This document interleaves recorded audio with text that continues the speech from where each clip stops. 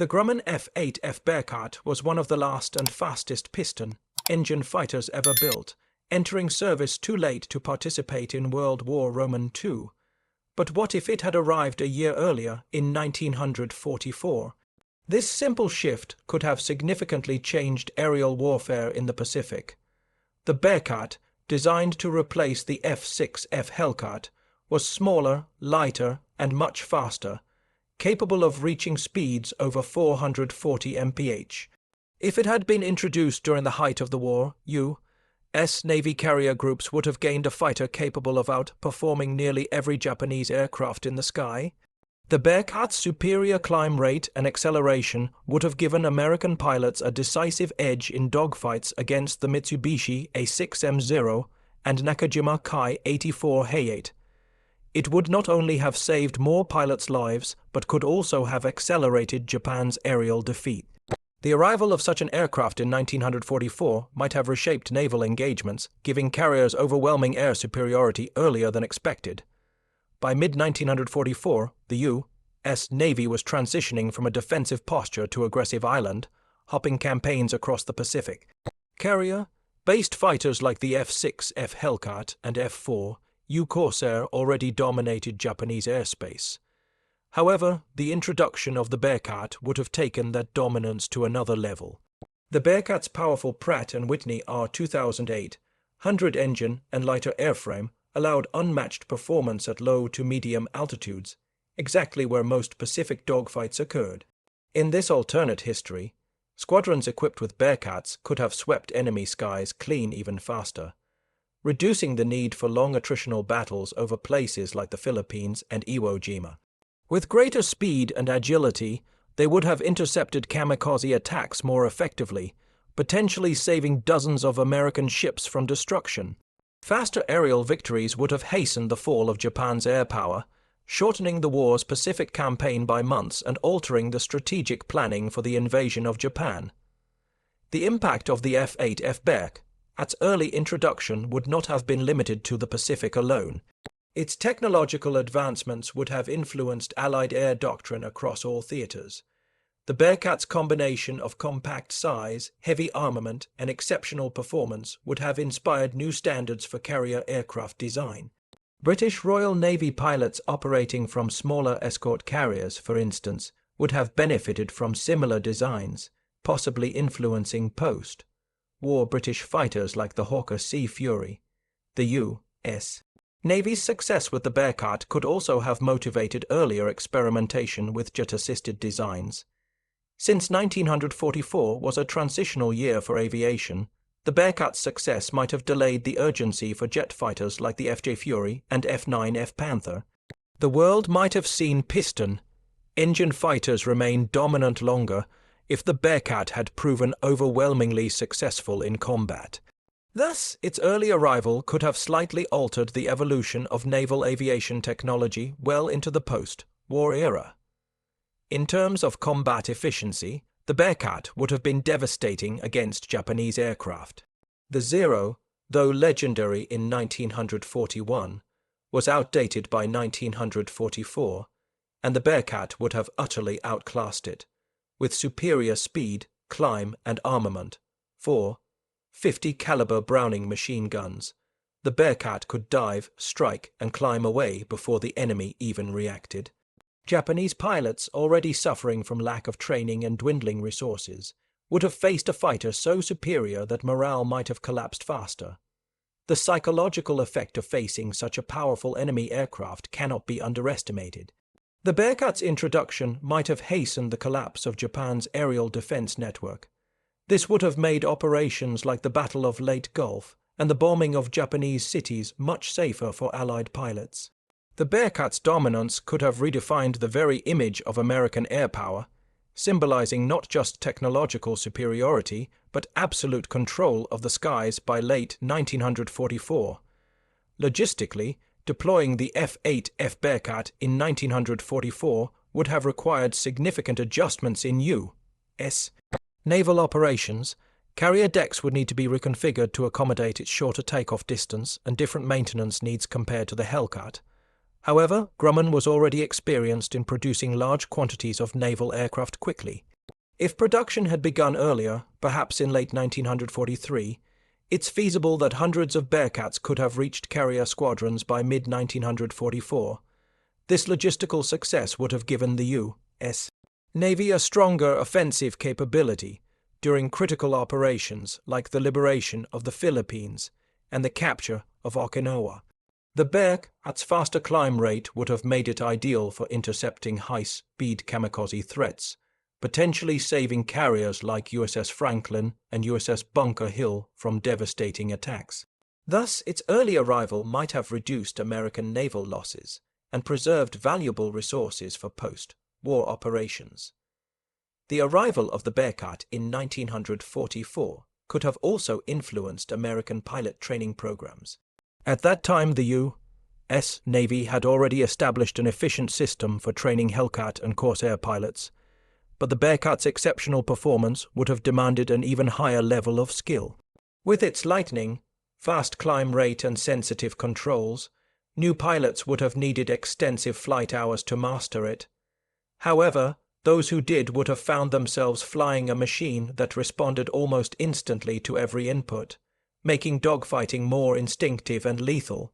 Experienced aces like David McCampbell, the Navy's top ace of World War II, could have pushed the Bearcat to its limits, achieving even greater kill records. The U.S. Navy might have also updated its combat tactics, focusing more on hit and run energy fighting rather than prolonged turn engagements. This change in aerial doctrine, fostered by the Bearcat's arrival, would have further increased pilot survival rates and reduced aircraft losses, strengthening America's aerial supremacy over the Pacific. In the European theater, the Bearcat's influence would have been less direct but still significant. Although primarily a naval fighter, the U.S. Army Air Forces might have adapted it for land-based operations if its performance proved exceptional in the Pacific.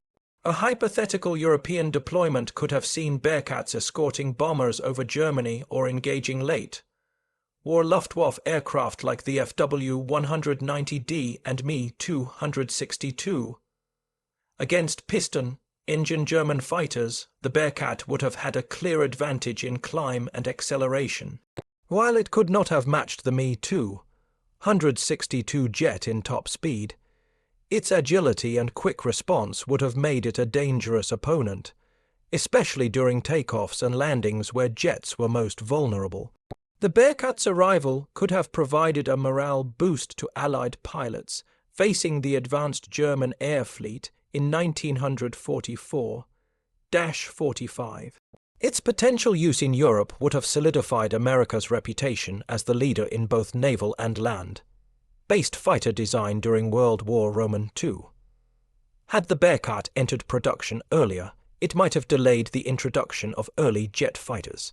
By 1944, the U.S. Navy was already exploring jet propulsion, but the Bearcat's exceptional piston-engine performance could have shifted priorities. Makers might have questioned the urgency of transitioning to jets if the Bearcat proved more reliable, easier to maintain, and capable of matching jet speeds at low altitudes. This would have slowed the development of the first generation of naval jets like the McDonnell F8 Phantom or the Grumman F9F Panther. A delay of even 1 or 2 years in jet adoption could have changed post-war air power dynamics, possibly allowing piston-engine aircraft to remain dominant into the early 1950s. The Korean War might then have seen the Bearcat in active combat, rather than jets like the F-86 Sabre. This shift in technological progression would have created a fascinating alternate timeline in aviation history, where piston-engine fighters continued to rule the skies longer than they did in reality. Economically, the Bearcat's early mass production would have affected the U.S. wartime industry. Grumman's factories were already running at full capacity, producing Hellcats and Avengers in 1944.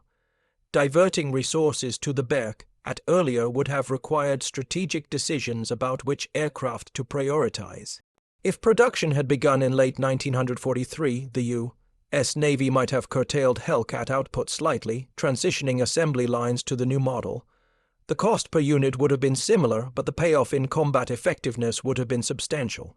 The Bearcat's lighter frame meant it used fewer raw materials per aircraft, an advantage at a time when aluminum and high-octane fuel were in high demand. In this scenario, U.S. manufacturing efficiency could have reached new levels, producing more aircraft per month without sacrificing quality. This industrial flexibility would have demonstrated America's unmatched wartime adaptability, and might even have served as a model for post-war military production practices in the jet age. Strategically, an earlier introduction of the Bearcat might have altered the pacing of the Pacific War's final campaigns. By 1944, Japan's air force was crumbling, but kamikaze tactics posed a growing threat. The Bearcat, with its blistering acceleration, could have intercepted suicide planes before they reached naval formations. This capability might have saved thousands of sailors and dozens of ships during the battles for the Philippines, Iwo Jima, and Okinawa. With fewer losses, the U.S. Navy could have maintained even stronger offensive momentum leading into 1945. The psychological impact of reduced kamikaze success would have been immense, both for American morale and Japanese despair. If Japan's final aerial weapon failed so decisively, internal support for continuing the war might have eroded sooner. The atomic bomb may still have been developed, but political and military leaders in Japan could have surrendered earlier, potentially sparing Hiroshima and Nagasaki from destruction. Thus, the Bearcat's early presence might have subtly altered one of the most tragic endings of World War II. The psychological impact of the F8F Bearcat's early debut would have been profound on both sides of the conflict. For American pilots, knowing they were flying the most advanced piston-engine fighter in the world would have boosted confidence tremendously. This sense of superiority often translated directly into combat performance. For Japanese pilots, already struggling with inferior aircraft and declining resources, the sudden appearance of such a formidable opponent could have been devastating to morale. Facing a fighter that could outclimb, outturn, and outrun almost anything in their arsenal would have made the air war seem hopeless. Many might have refused combat or turned to suicidal tactics even earlier, realizing conventional fighting was futile. Propaganda would have played a role too. American media could have celebrated the Bearcat as the ultimate symbol of technological triumph, reinforcing the idea that Japan's defeat was inevitable. The presence of such an unstoppable machine would have added psychological weight to every bombing raid and naval assault, hastening the war's psychological end as much as its military one. Tactically, the Bearcat would have transformed how carrier air groups operated in late 1944. Its shorter takeoff and landing distances meant that even smaller escort carriers could launch it effectively. This flexibility would have allowed the U.S. Navy to distribute air superiority across more ships instead of relying solely on large fleet carriers. Escort groups supporting invasions, convoys, and amphibious assaults could now deploy frontline fighters with unprecedented speed and power. Moreover, the Bearcat's rapid climb would have made it ideal for combat air patrol CP duties, intercepting threats before they reached carrier formations. This capability would have strengthened naval defense networks dramatically. It's likely that the Navy would have reorganized its entire air group doctrine to exploit these advantages, pairing Bearcats with Corsairs and Avengers in mixed formations that maximized offensive and defensive coverage. This tactical evolution might have set the standard for carrier air warfare in the post-war era, influencing naval strategy well into the Cold War. Had the Bearcat seen combat in 1944, it would have provided valuable data on high-performance piston aircraft design. Grumman engineers would have gathered first-hand feedback from pilots on handling, durability, and combat effectiveness. This information could have shaped future aircraft like the F9F Panther and F11F Tiger, bridging the gap between piston and jet technology more smoothly. In real history, much of that experience was theoretical, because the Bearcat arrived too late for meaningful combat evaluation. In this alternate timeline, combat-tested Bearcats could have accelerated the refinement of jet fighters by revealing design strengths and weaknesses that only real combat exposes. Pilots might have identified aerodynamic issues, landing gear stress points, or engine cooling limitations, all of which would have informed early jet development. This feedback loop would have made the transition from piston to jet aircraft less experimental and more data-driven, allowing the U.S. Navy to dominate early jet aviation even faster after the war. Another major implication of an early Bearcat deployment lies in post-war geopolitics. A faster conclusion to the Pacific War would have changed the balance of power in East Asia. If Japan surrendered earlier, say in early or mid-1945, the Soviet Union might not have had time to invade Manchuria or seize the Kuril Islands.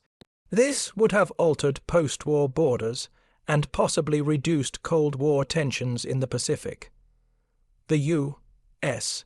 would have occupied Japan without Soviet interference, allowing a smoother transition to democracy and reducing the ideological division in Asia.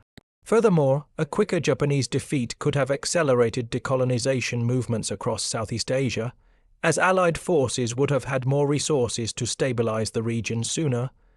Vietnam, Korea, and Indonesia might have followed slightly different historical paths. In this sense, the Bearcat's early arrival, by hastening the war's end, might have indirectly reshaped the entire post-war world order, creating a subtly different geopolitical landscape in Asia and the Pacific. The Bearcat's influence would not have been confined to combat and geopolitics. It would have redefined the image of American technological power. By 1944, the U.S. was already leading in aircraft production, but the Bearcat's combination of speed, agility, and sleek design would have symbolized the peak of piston-engine engineering.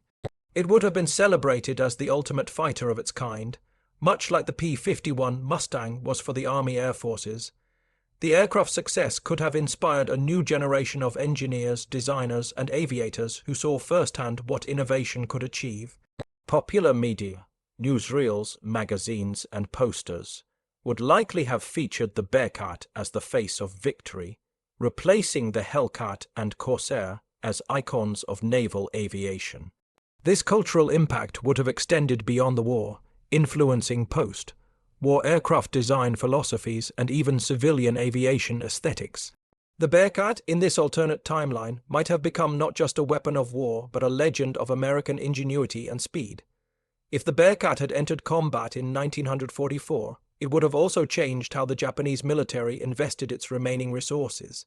Historically, Japan focused on desperate defensive tactics, kamikazes, limited production of late-war fighters like the Ki-84 and N-1K2J, and building underground airfields.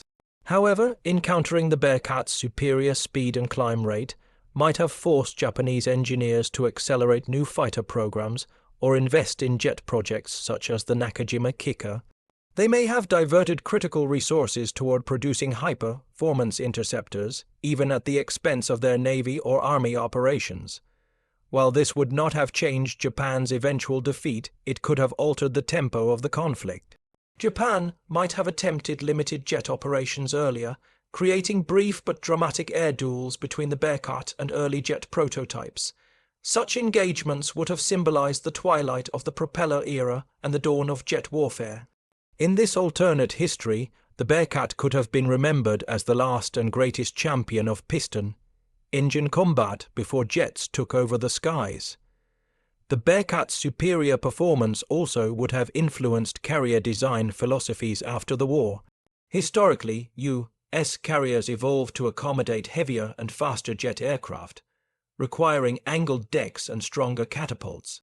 But if the Bearcat had proven capable of dominating the skies through compact efficiency, naval architects might have emphasized smaller, faster carriers with mixed aircraft capability.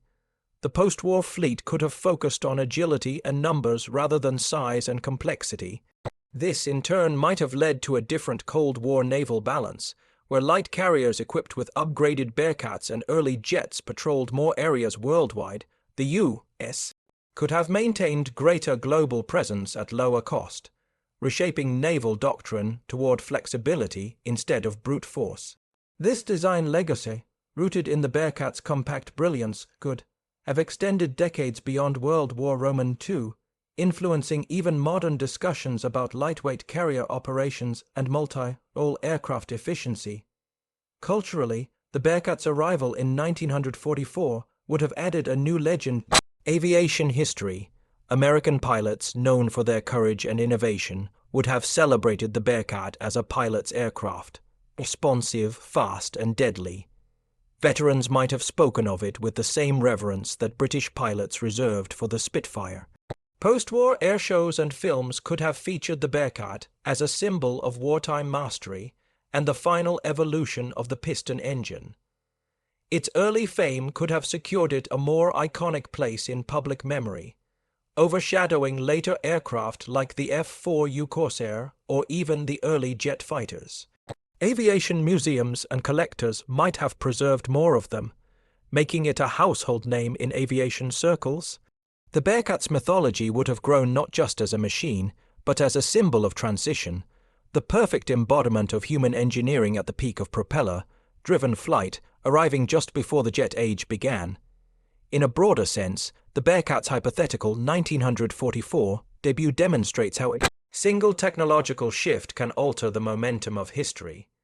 The difference of 1 year in aircraft deployment might have meant thousands fewer casualties, shorter campaigns, and even a different post-war political balance. It reminds us how closely technological innovation is tied to timing. The Bearcat was a masterpiece that arrived just a little too late. Had it come sooner, it might have rewritten the story of aerial warfare. From a historical perspective, this what-if scenario also highlights the logistical, industrial, and strategic challenges of wartime innovation. How even the most advanced designs are constrained by production schedules, testing delays, and battlefield needs. The Bearcat story is not only about speed and power. It's also about the intricate interplay of technology, timing, and destiny in shaping world events. Its early arrival could have made World War II, and not only faster, but in a profoundly different global context. In conclusion, imagining the F8F Bearcat at entering service in 1944 opens a fascinating window into alternate history. Its speed, agility, and combat power could have transformed the Pacific Air War, shortened major campaigns, and perhaps saved countless lives. Beyond combat, it would have influenced technology, tactics, industrial planning, and even post-war geopolitics. The Bearcat might have become an enduring legend, remembered as the aircraft that ended the war with overwhelming superiority. Yet its real-world late arrival symbolizes the bittersweet truth of innovation. Sometimes the greatest machines are born just after their moment has passed. Still, in this imagined 1944, the Bearcat stands as a symbol of ultimate performance, representing what humanity can achieve when engineering brilliance meets urgent necessity. Had it soared into battle a year earlier, the skies over the Pacific would have looked very different, and the story of World War II might have closed with the roar of the Bearcat leading victory's final charge.